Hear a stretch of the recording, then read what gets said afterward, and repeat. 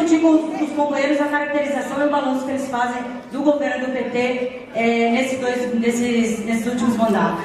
Em primeiro lugar, eu queria dizer, os companheiros dizem que aqui há um debate entre dois projetos. Um deles é o do PSDB, que aprofunda a desigualdade, e o outro é o que acaba com a desigualdade. O que nós vimos nesses 10 últimos anos de governo do PT? É verdade que a economia do país cresceu? É verdade. Mas a discussão central não é se a economia do país cresceu ou não. Porque a riqueza desse país cresceu, mas não foi para o bolso da classe trabalhadora. Não foi para o nosso bolso. Foi para o bolso dos banqueiros e dos grandes empresários. Porque enquanto mais de 700 milhões foram destinados para o pagamento de juros da negociação da dívida, que vai para o bolso dos banqueiros, foram 18 milhões para o Bolsa Família, companheiro. E é um projeto que vocês reivindicam como aquele que acaba com a desigualdade social nesse país.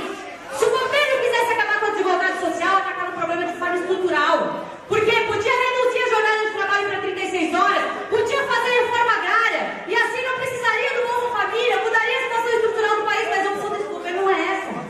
Esse governo escolheu outra coisa.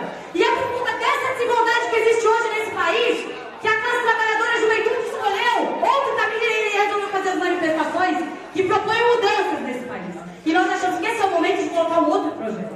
Um projeto que esteja, de fato, ao lado da classe trabalhadora, especialmente dos setores mais explorados e dos setores mais oprimidos. E a saída para construir esse projeto não é junto com o patrão, não é junto com a burguesia como fez o PT, que está aliado com o Maluf, com o Collor de Mello, com o Sarney. Essa não é a opção, companheiro.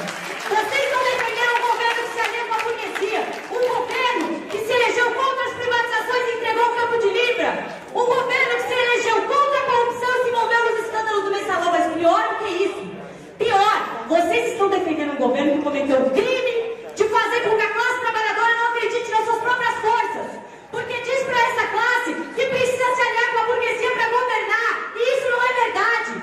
Nós podemos ter um projeto nosso, companheiro. Esse projeto não é o projeto que o governo está apresentando. Por isso nós achamos que é possível sim apresentar um outro projeto. Nós achamos que é possível apresentar um projeto que esteja do lado dos trabalhadores, não só do Banco do Brasil. Agora, isso não se dá só nas eleições, se dá nas lutas e nas mobilizações. É nesse caminho que a gente aposta.